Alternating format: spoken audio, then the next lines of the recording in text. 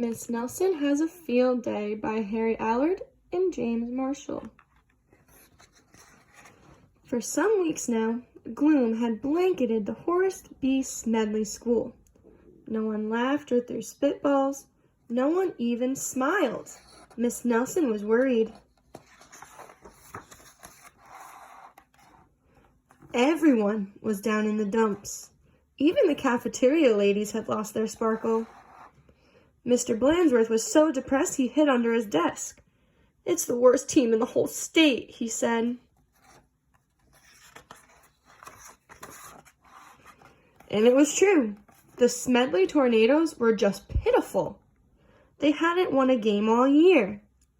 They hadn't scored even a single point. And lately, they seemed only interested in horsing around and giving Coach the business. "Why practice?" they said. "We'll lose anyway." "We're in for it now," said old Pop Hansen, the janitor. "The big Thanksgiving game's coming up, and the werewolves from Central are real animals. They'll make mincemeat out of our team." "What's to be done?" said Miss Nelson. "We need a real expert," said Pop.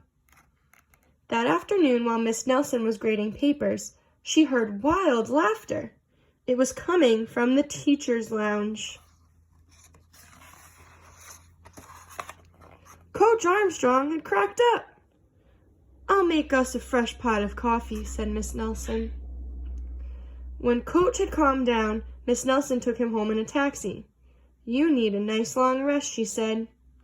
The next day it was announced over the PA that Coach Armstrong would be out for a long time with the measles. "Who will take his place?" said the kids. When Miss Nelson passed by Lulu's after school, a serious discussion was going on. "We need someone who can really get that team into shape for the big Thanksgiving game," said one kid. "Someone who knows how to get results." "It's too bad Miss Viola Swamp isn't around," said another. "Who?" said a kid who was new in town.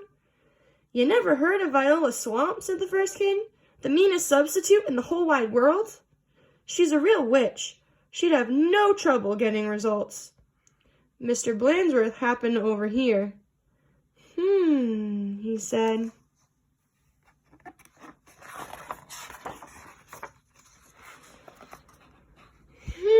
Said Miss Nelson, and she wasted no time at all getting home. After rummaging around in her closet, she found what she was looking for, an ugly black sweatsuit. Then she made an important phone call. "I'll be right there," said the voice at the other end. The next day, Mr. Blansworth announced that there would be football practice as usual. "Whoever it is," said the guys, "let's really give him the business." The coach-to-door's office flew open, and out stepped a lady in an ugly black dress. "My name is Viola Swamp," said the lady, "and I'm here to get results." "It's Blansworth!" cried the guys, and they laughed him off the field. "Oh, rats," said Blansworth. "How could they tell?" Just then, the guys heard the squeaky sound of tennis shoes.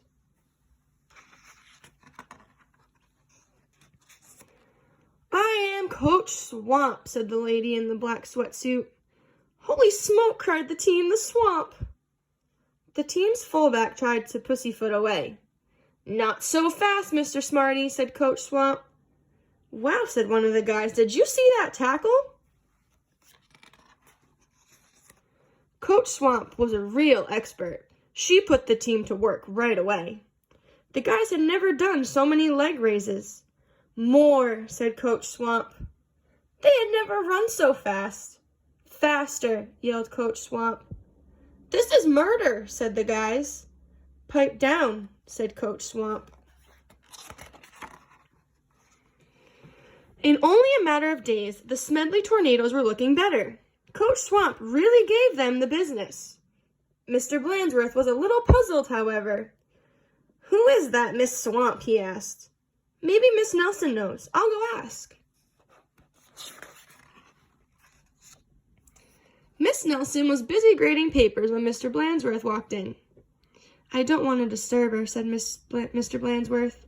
She probably doesn't know anyway. Down on the field, Coach Swamp was having a little talk with the team. "And don't ever think you can horse around again," she said, "because the swamp will be watching."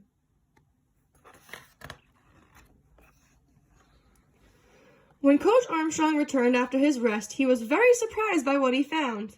The guys played like a real team. "How did this happen?" said Coach Armstrong.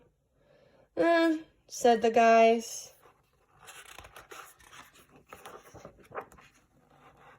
On Thanksgiving Day, the Tornadoes clobbered the Werewolves 77-3.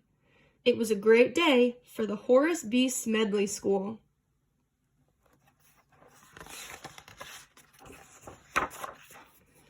Mr. Blandsworth treated the whole team to hot dogs at Lulu's. Miss Nelson went home tired and happy.